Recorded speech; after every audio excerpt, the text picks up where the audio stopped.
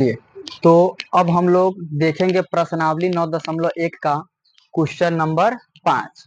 देख लेते question number 5 क्या कह रहा है। कह रहा है कि 1.5 मीटर लंबा एक लड़का 30 मीटर ऊंचे एक भवन से कुछ दूरी पर खड़ा है।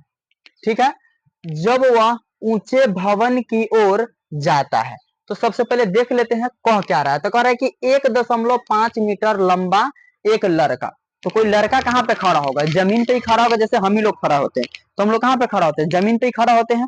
तो सबसे पहले तो हम जमीन बना लेंगे, यानी कि मिट्टी बना लेंगे। यहाँ पर जमीन बना दी। ठीक है, ये हमारा क्या बन गया? जमीन बन गया। आगे कह रहा है कि 30 मीटर ऊंचे एक भवन से कुछ दूरी पर खड़ा है। तो सबसे पहले लड़का कितना लंबा है? 1.5 मीटर।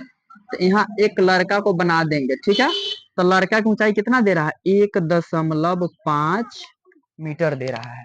और इधर एक भवन कह रहा है जिसका ऊंचाई कह रहा है 30 मीटर, यानी कि जमीन पर एक लड़का खड़ा है, उसके कुछ दूरी पर क्या है? कुछ दूरी क्या? 30 मीटर। कुछ दूरी पर क्या है? 30 मीटर ऊंचा एक भवन है। तो यह जो लड़का का ऊंचाई है, अब देखिए जैसे हम यहाँ पर खड़े हैं, ठीक है, तो हम यहाँ पर खड़े हैं, तो अगर हम किसी ऊंचे वस्तु को देखेंगे तो हमारे सामने से अगर हमारा हाइट जो पता है तो हम अपने हाइट के हिसाब से तो उधर से भी हम हाइट कम कर सकते हैं। जैसे देखिए यहाँ इतना का ऊंचाई, लड़का का ऊंचाई 1.5 है, तो इसके सामने से अगर हम ले लेंगे तो यहाँ पे इसका ऊंचाई भी कितना हो जाएगा? 1.5। जैसे अगर लड़के के सर से हम इसको यहाँ मिला दे, ठीक है, तो लड़का का ऊंचाई 1.5 मीटर है। अब कह रहा है कि 30 मीटर ऊंचे एक भवन को, तो यह भवन है, तो इस भवन का कुल ऊंचाई कितना दे रहा है? 30 मीटर दे रहा है। कितना दे रहा है? 30 मीटर कुल ऊंचाई दे रहा है। यहां से यहां तक, यहां से यहां तक ऊंचाई कितना दे रहा है? 30 मीटर दे रहा है। कह रहा है कि एक भवन से कुछ दूरी पर खड़ा है। ये भवन हो गया। भवन से कुछ दूरी पर क्या है? एक लड़का खड़ा है, जिसका लंबाई, जिसका ऊंचाई कितना है? लड़के की ऊंचाई है 1.5 मीटर, यानी कि 1.5 मीटर लंबा है। कह रहा है जब वह ऊंचे भवन की ओर जाता है तब उसकी आंख से भवन के शिखर का उन्नयन, यानी कि आंख से भवन के शिखर का उन्नयन कोण जो होता है वह 30 डिग्री से 60 डिग्री हो जाता है। जैसे लड़का यहां से भवन को देखता है, ठीक है, तो कितना डिग्री रहता है? 30 डिग्री रहता है। कौन कितना डिग्री रहता है? 30 डिग्री। अब कह रहा है यहाँ पर देखिए, कह रहा है कि उसकी आंख से भवन के शिखर का उन्नयन कोण 30 से 60 डिग्री हो जाता है। कब हो जाता है? जब वह ऊंचे भवन की ओर जाता है। जैसे मान लिए कि लड़का यहाँ पर खड़ा था पहले, ठीक है, अब यहां से अगर लड़का चल करके यहाँ पर आ गया तो यहाँ पे सिर्फ इसका पैरवे नहीं आएगा, इसका सर भी यहाँ पे आएगा। आएगा कि नहीं आएगा? तो इसको हम यहाँ से क्या करेंगे? मिला देंगे, यानी कि यही लड़का चल करके यहाँ पे आ गया। तो पहले यहाँ पर जब लड़का था तो उन्नयन कोण कितना बना था? 30 डिग्री। अब यहाँ से लड़का जैसे यहाँ पर चल के आया है तो इसका उन्नयन कोण कितना बन जाएगा? 60 डिग्री का रहा है। कितना डिग्री का रहा है? 60 डिग्री का रहा है। ठीक है, तो 60 डिग्री हम लोग बना लिए, कोण का मान 60 डिग्री। अब देखिए, अब कुल भवन का ऊंचाई है 30 मीटर, तो इ लड़के का ऊंचाई यहाँ पर 1.5 है, तो क्या इसका ऊंचाई 1.5, इसका भी ऊंचाई तो 1.5 होगा? होगा कि नहीं होगा? जैसे इसका ऊंचाई जितना होगा उतना ही ऊंचाई तो इसका भी होगा। तो 1.5 इसका, तो 1.5 इसका। तो अगर 30 में से हम क्या करें? 1.5 को कम कर दे। 30 में से अगर 1.5 को कम कर देंगे तो जो बचेगा इससे ऊपर का बच जाएगा। अगर इसको हम लोग काट ले 1.5 तो ऊपर का बच जाएगा। तो 30 में से अगर हम लोग 1.5 को कम कर देंगे तो कितना आ जाएगा? 28.5 आ जाएगा। देखिए ना, 28.5 में अगर हम लोग 1.5 जोड़ देंगे तो 30 आ जाएगा ना। 5 5 10 के जीरो, हाथ में एक, 8 1 9 1, 10 के जीरो, हाथ में एक, 2 1 3, दशमलव के बाद जीरो कोई वैल्यू नहीं है तो 30 आ गया। आ जा रहा है कि नहीं आ जा रहा है? आ जा रहा है। तो पूरा लंबाई था कितना? 30।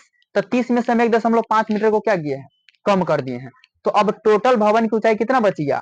28.5 मीटर। अब अगर इसका हम नाम रख दे ए बी सी डी, ठीक है, इसका नाम रखने की कोई जरूरत नहीं है, हालांकि आप रख भी सकते हैं, ई एफ जी रख सकते हैं। ठीक है, तो हम लोग क्या करेंगे? सबसे पहले किसी एक त्रिभुज को ले लेंगे। ठीक है, अब किसी एक को क्या, आप ए बी सी को भी ले सकते हैं या ए बी डी को भी ले सकते हैं। आपका मन जिसको चाहते हैं उसको ले सकते हैं। ठीक है, तो चलिए हम लोग ले लेते हैं पहले समकोण त्रिभुज ए बी डी में। पहले बड़के त्रिभुज में ले लेते हैं, बड़का त्रिभुज में ए बी डी में ले लेते हैं। यहाँ पर लिखेंगे हल। क्या लिखेंगे? हल। ठीक है, हल में क्या लिखेंगे, समकोण त्रिभुज, समकोण त्रिभुज ए बी डी में। तो समकोण त्रिभुज ए बी डी में क्या, अब देखिए इसमें करना क्या है, इसमें यह ए बी जो है क्या है, ए बी लंब है, और निकालना हम लोग को क्या है, आधार निकालना है। तो लंब बटा आधार किसका संबंध हो जाता है, tan का संबंध हो जाता है। तो tan थीटा बराबर लंब बटा आधार। तो लंब कितना है, ए बी है हमारा, लंब क्या है ए बी, और आधार क्या है बी डी है। हम बड़का त्रिभुज में लिए, इस त्रिभुज को नहीं लिए, इस त्रिभुज को ए बी डी को लिए, तो आधार हमारा बी डी बन जाएगा, बी डी। ठीक है, तो tan, अब देखिए थीटा का मान कितना है, समकोण त्रिभुज ए बी डी में, तो थीटा का मान कितना है 30 डिग्री, यहाँ पर tan 30 डिग्री बराबर ए बी का मान कितना है, ए बी का मान 28.5, 28.5, बी डी का मान नहीं दिया हुआ, बीडी का मान दिया हुआ है, नहीं दिया हुआ है। अब tan 30 का मान कितना होता है, 1/√3, 1/√3 हो जाता है, बराबर कितना हो जाएगा 28.5 और बट्टा में बीडी। ठीक है, अब इसको क्या करेंगे, क्रॉस गुना कर देंगे, तो बीडी को 1 से गुना करेंगे तो क्या आ जाएगा, बीडी आ जाएगा, बराबर 28.5 को √3 से गुना करेंगे तो 28.5 और रूट कितना आ जाएगा 3 आ जाएगा। ठीक है, इतना आ जाएगा। तो हम लोग ले लिए समकोण त्रिभुज किस में, ए बी डी में लिए हैं। अब हम लोग किस में ले लेंगे, समकोण त्रिभुज ए बी सी में ले लेंगे। तो चलिए ले लेते हैं, यहां लिखेंगे समकोण त्रिभुज ए बी सी में। ए बी सी में क्या हो जाएगा, लंब और लंब बटा आधार। तो लंब बटा आधार फिर किसका संबंध आ जाएगा, tan का संबंध आ जाएगा। तो tan कितना 60 डिग्री, तो यहां पर हम लिखेंगे tan थीटा बराबर क्या हो जाएगा, ए बी बटा में बी सी, क्या जाएगा बी सी। तो थीटा का मान इसमें क्या कितना दे रहा है, ए बी सी में थीटा का मान कितना है 60 डिग्री है, तो यहाँ पर लिखेंगे tan 60 डिग्री बराबर ए बी का मान कितना है 28.5 अब बटा में बी सी। तो tan 60 का मान कितना होता है √3 बराबर 28.5 और बटा में बीसी, बटा में क्या हो जाएगा बीसी हो जाएगा, बीसी। अब इसके बटा में कुछ नहीं तो एक है, बीसी को √3 से गुना करेंगे तो कितना आ जाएगा बीसी √3 बराबर 28.5 को 1 से गुना करेंगे तो 28.5। अब देखिए बीसी के गुना में कौन है √3 है, तो √3 को बराबर कौन भेजेंगे तो कहां चला जाएगा, बटा में चला जाएगा। तो कितना आ जाएगा बीसी बराबर 28.5 अब बटा में √3। ठीक है, अब देखिए हम लोग को ज्ञात क्या करना है, बताइए कि वह भवन की ओर कितना गया, यानी कि जो लड़का यहां से यहां तक चल करके गया है, यही हमको बताना है कि लड़का यहां से यहां तक कितना दूरी चला। जैसे कि लड़का पहले यहां था तो अब यहां पर आ गया, यानी कि हम लोग को क्या निकालना, सीडी के बीच की दूरी निकालना, क्या निकालना सीडी के बीच की दूरी। तो अब देखिए कुल दूरी कितना है, बीडी है, बीडी है, कुल दूरी कितना है बीडी। अगर बीडी में से हम बीसी को काट के हटा दे, यानी कि बीसी को मान लीजिए कि यहां से हट गया, तो जो बचेगा हमारा ये ना सीडी बच जाएगा, बचेगा नहीं बचेगा। तो बीडी में से हम किसको घटा देंगे, बीसी को, किसको घटा देंगे बीडी में से बीसी को घटा देंगे। तो हम लोग को निकालेंगे यहाँ पर क्या, अब देखिए यहाँ पर क्या निकाल लेंगे, एकदम आसानी से निकल जाएगा। अब हम लोग यहाँ पर निकाल लेंगे, हम लोग को क्या निकालना है सीडी निकालना है। तो सीडी बराबर क्या हो जाएगा बीडी, बीडी। अब बीडी में से किसको घटा देंगे बीसी को, टोटल में से अगर हम बीसी को घटा दे, बीडी में से अगर बीसी को घटा दे जो हमारा बचेगा वही सीडी बचेगा। तो बीडी में से किसको घटा देंगे बीसी को। ठीक है, तो सीडी बराबर क्या आ जाएगा बीडी। तो बीडी का मान कितना है 28.5 √3, 28.5 √3 अब माइनस बीसी।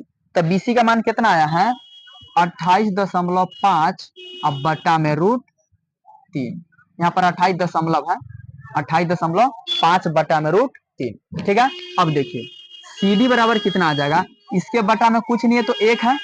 ठीक है, 1 और √3 का एलसीएम कितना हो जाएगा √3 हो जाएगा, कोई दिक्कत नहीं। अब 1 से √3 में भाग देंगे तो कितना आ जाएगा, भागफल √3 आएगा। अब √3 से इसको गुना करेंगे तो √3 गुने √3, तो इसके बदले में हम क्या लिख सकते हैं, 3 लिख सकते हैं। यहाँ पर कितना है 28.5 और √3 एक से भाग देंगे इसमें तो कितना आएगा, भागफल √3 आएगा। √3 से √3 को गुना कर देंगे तो कितना आ जाएगा 3, अब माइनस है तो माइनस। अब √3 से √3 में भाग देंगे तो भागफल कितना 1, और 1 से 28.5 को गुना करेंगे तो कितना रहेगा 28.5 ही रहेगा। अब देखिए इसको क्या कर देंगे, CD बराबर, इसको गुना कर दिए 3 × 5 = 15 के 5, हाथ में 1, 3 × 8 = 24 × 25 के 5, हाथ में 2, 3 दूना 6, 6 2 8, एगो संख्या के बाद दशमलव था, एगो संख्या के बाद दशमलव दे दिए, कितना आ जाएगा 85.5, माइनस कितना है 28.5, अब बटा में कितना है √3। ठीक है, तो CD बराबर कितना आ जाएगा, 5 में से 5 जाएगा 0, 15 में से 8 जाएगा 7, और 7 में से 2 जाएगा 5, एगो संख्या के बाद दशमलव था, दशमलव दे दिए। ठीक है, अब देखिए दशमलव के बाद 0 कोई वैल्यू है नहीं है, यानी कि कितना है 57, क्योंकि दशमलव के बाद 0 है तो 0 कोई वैल्यू नहीं है, तो 57 को देखिए तो हम कितना लिख सकते हैं, CD बराबर 19 × 3 अब बटा में √3 लिख सकते हैं, क्योंकि फिर गुना करेंगे तो 19 से कितना आ जाएगा 57 आ जाएगा, आएगा कि नहीं आएगा।